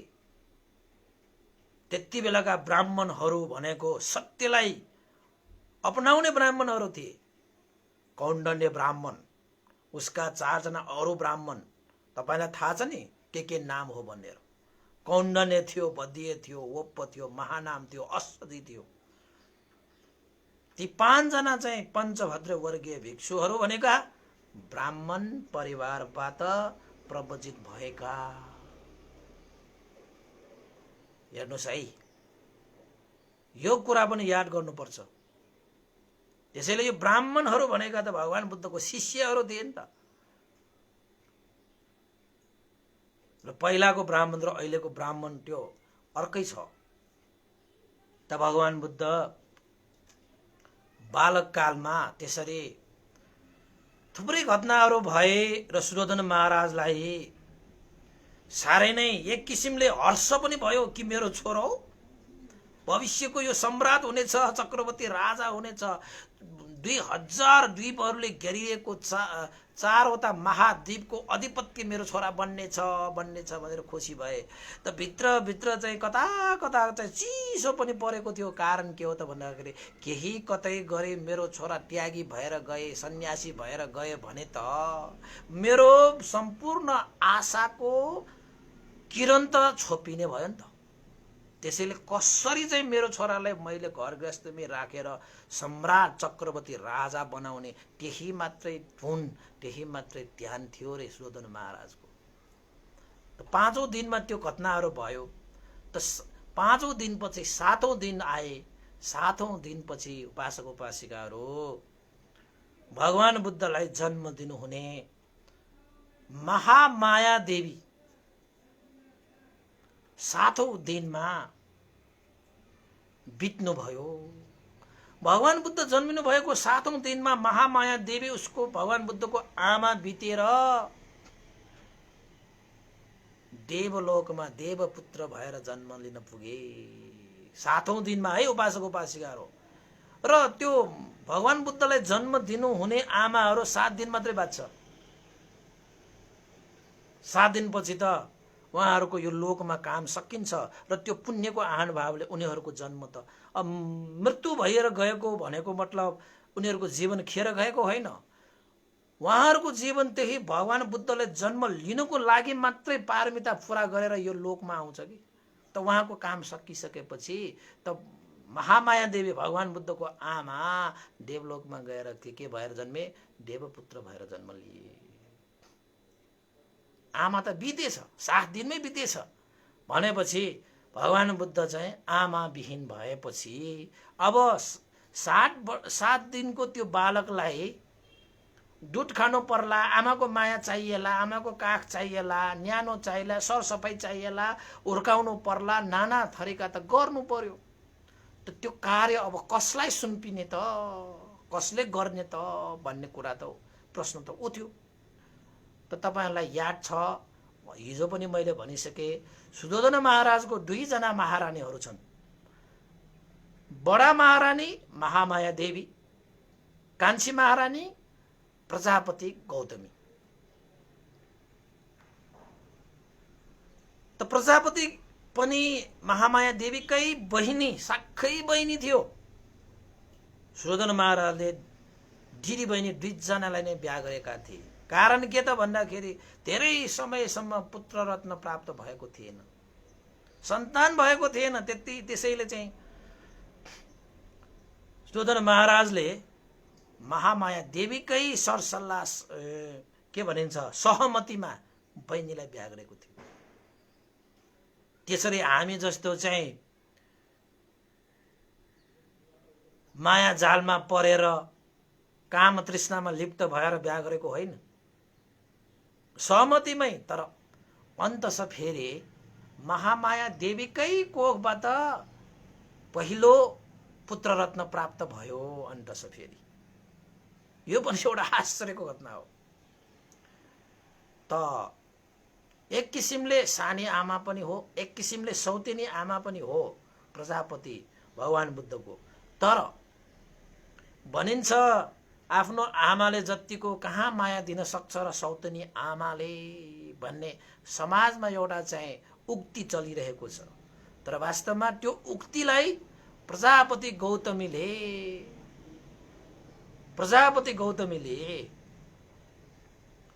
त्यो उक्तिलाई चाहिँ गलत साबित गरिदिए।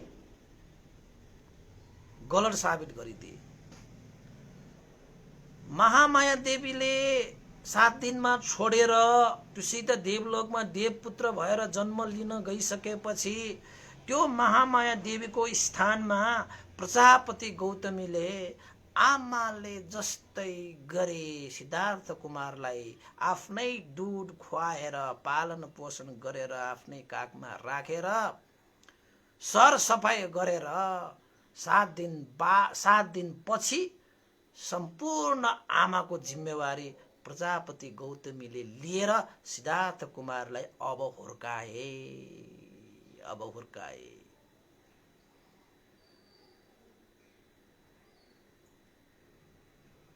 है त्यसरी तपाईको चाहिँ सिद्धार्थ कुमारको आमाको भूमिका अब कसले निभाए त? प्रजापति गौतमीले निभाए। 7 दिन पछि ल उपासक उपासिकाहरू आजलाई यति मात्रै भन्नु पर्ला। भोलि त फेरि अर्कै घटनाहरू चाहिँ अब जस्तै मङ्गल उत्सव आउँछ। भगवान बुद्धको विभिन्न बाल्यकालको बाल लीला अब देखिन पाउँछ। अब भर्खर चाहिँ 7 दिन भएको छ। अब 7 दिनमा पहिलो दिनमै भगवान बुद्धले बाल लीला देखाइदिनु भइसकेको छ।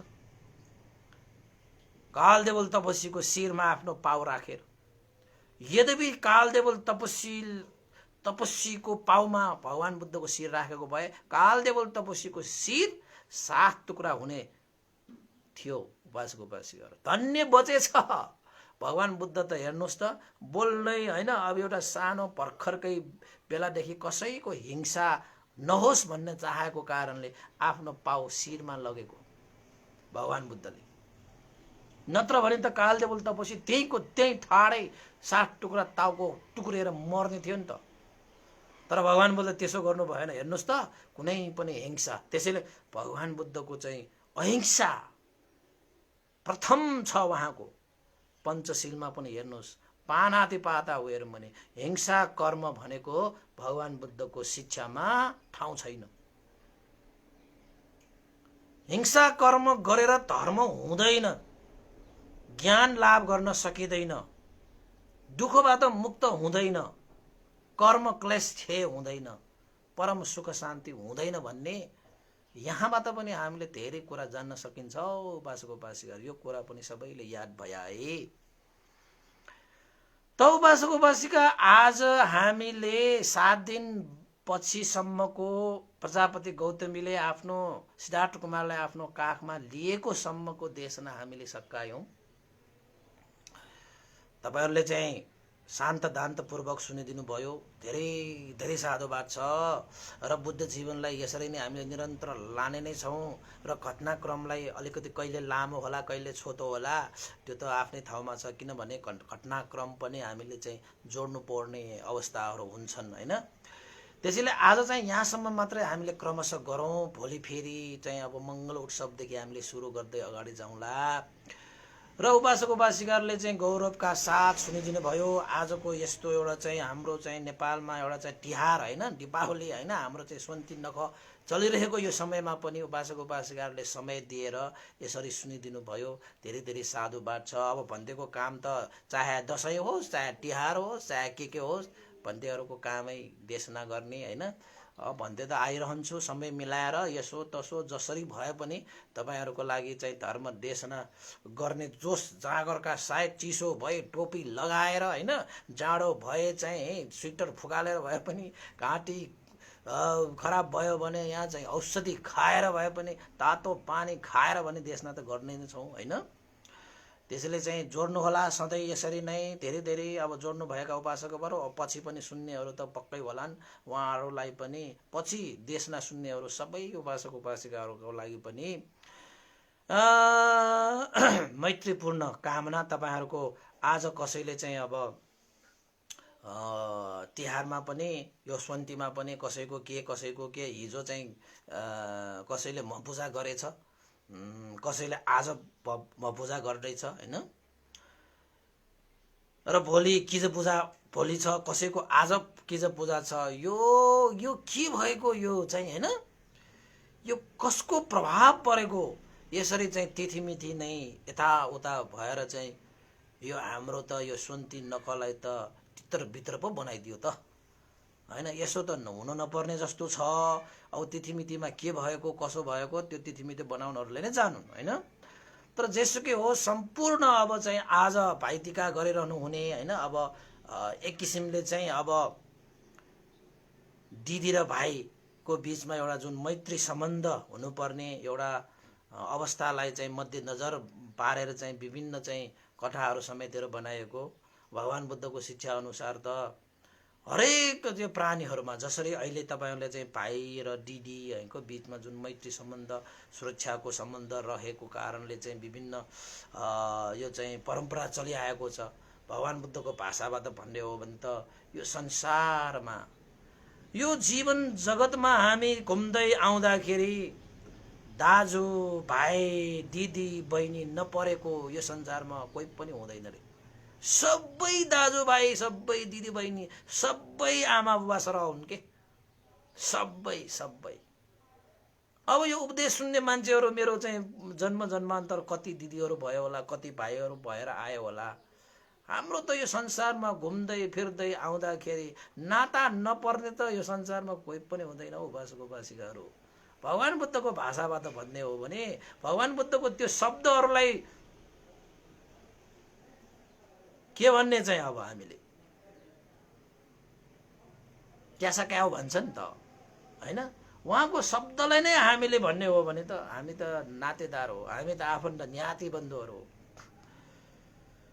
त्यसैले चाहिँ सबका सब न्याती बन्धुहरूको जय होस्, मङ्गल होस्, कल्याण होस् हैन भनेर हामीले कामना पनि गर्नुपर्छ। यो जन्ममा म भिक्षु भयो होला, तपाईहरु को भयो होला, मेरो परिवार मेरो पिता भयो होला, यो आफ्नो ठाउँमा छ यो जन्ममा। तर हाम्रो जन्म भनेको त यही मात्र त होइन नि। त भगवान बुद्धलाई जन्माउनु हुने नकुल माता नकुल पिताको तपाईले कथा सुन्नु भयो होला नि। ए छोरा भनेर चाहिँ नकुल माता नकुल पिताले भगवान बुद्धलाई अङ्गा लगाएको थियो नि त। किन त भन्दाखेरि पहिलाको जन्ममा चाहिँ भगवान बुद्धलाई आफ्नो पुत्रको रूपमा जन्माएर आएको थियो। त्यसैले मातृत्व जागेपछि भगवान बुद्धलाई छोरा भनेर अङ्गा लगाएको त्यो कथा पनि त थियो नि। मैले सुनाउन त भ्या छैन, त्यो धेरै छ उपासक उपासिका सुनाउनु पर्ने सुन्नु पर्ने। त्यसैले मैले त सुन्न पुग्यो कि भनेर कहिले नसुत्नु भन्दैले चाहिँ आज चाहिँ यो कति 238 भाग पुगिसक्यो। कति सुन्ने दसैँ आयो तिहार आयो भन्थे त रोके कि होइन। के सुन्ने कति सुन्ने नभन्नुहोस्।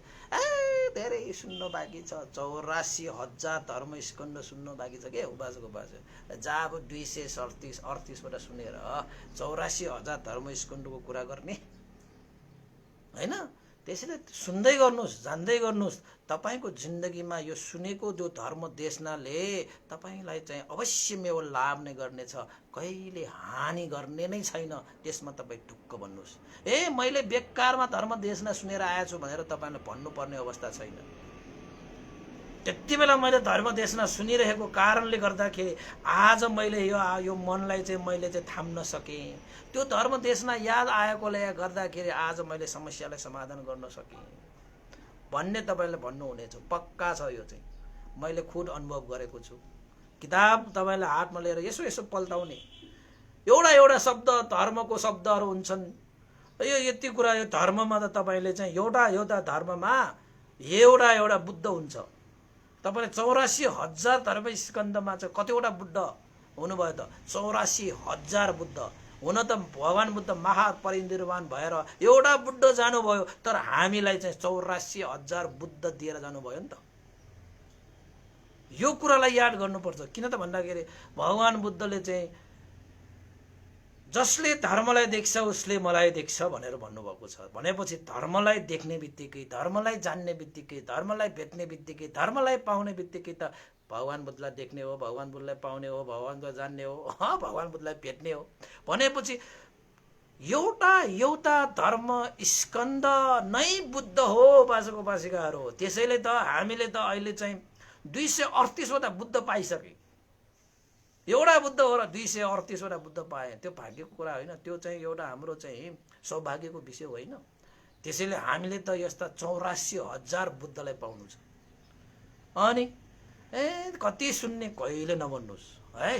तपाईँले भन्नुभयो भने भयो, म त भन्दिनँ। म त देशना गर्ने हो। समय मिलेसम्म त नगरी छोड्दिनँ।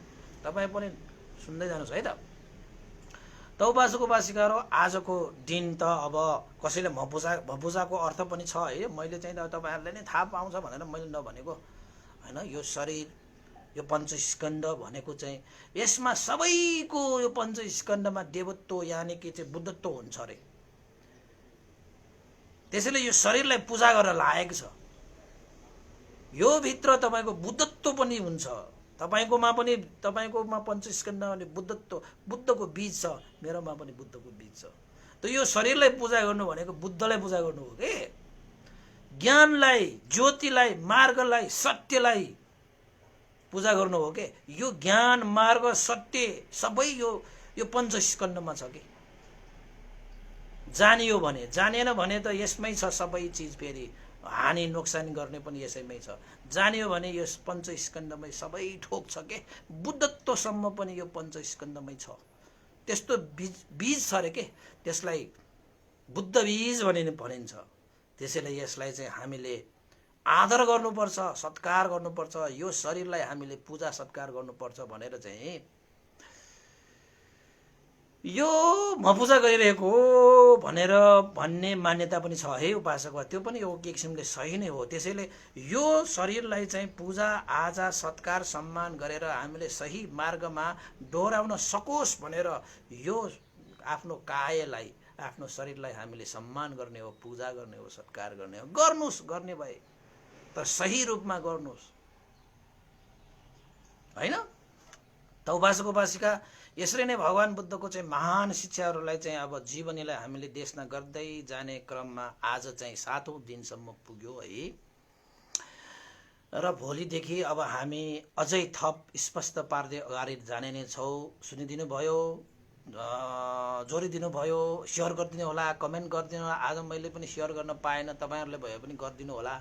यो सुन्दै गर्दाखेरि होस्टिङ गर्ने, सेयर गर्ने, कमेन्ट गर्ने, जसको कारणले अरू होइन भन्तेसँग सम्बन्ध यो चाहिँ फेसबुकमा चाहिँ जोड्न नसकेकाहरूले पनि त सुन्न पाउँछ नि त होइन। अब तपाईँहरूले गरेरै हो। यो समयमा अहिले 8 महिनाको भित्रमा कति नचिनेका उपासक उपासिकाहरू चाहिँ सम्बन्ध भएर होइन, धर्मको देशना सुनेर कति खुसी भएर जीवनमा कति लाभ गरेका उपासक उपासिकाहरू थुप्रै फेला परे। चाहे उपत्यकामा होस्, चाहे बाहिर होस्, चाहे चाहिँ विदेशमा होस्। मैले त धर्मको नाता छ के हाम्रो, त्यसैले त धर्म देशना गर्दै गर्दा कयौं हैन नाताहरू जोडेर गइसक्यो हाम्रो त धर्मको नाता के। यसैले सम्पूर्ण उपासक उपासिका धेरै धेरै साधुवाद जोड्दै गर्नु होला। र फेरि एकपल्ट नौडह भिन्तुना है नेपाल सम्वत 1141 को उपलक्ष्यमा सबै उपासक उपासिकाहरूलाई सुख शान्ति समृद्धि छाओस्। र तपाईहरुले दीपावली मनाउनु भयो होला। दीपावलीमा दियो बाले जस्तै तपाईहरुको हृदय हृदयमा पनि धर्म दीप जलाएर